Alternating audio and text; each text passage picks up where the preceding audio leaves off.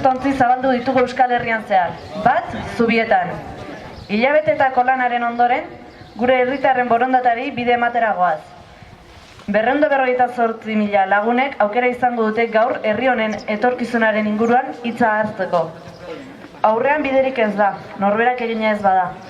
Hala dio Anarik bere abeste batean. Erabakitzeko eskubidea aldarrikatzetik betetzera pasagara. Herriz herri eta pausoz pauso, milaka herritarrok egin dugun lanari esker. Herritarrok aldunduz bide itxaropentsu bati hasiera ematen ari gara. Sinesten dugulako etorkizun hobe bat posible dela. Eta denon artean eraiki behar dela.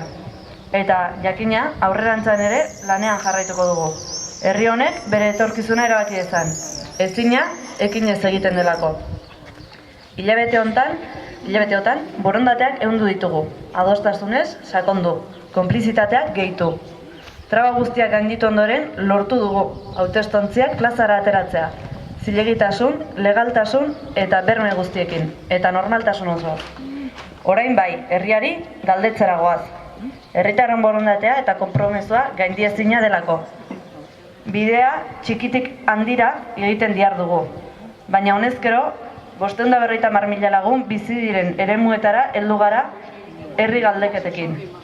Euskal Herritar guztien aldeko ekarpena izango da gaur beste 52 herrietan egingo dena.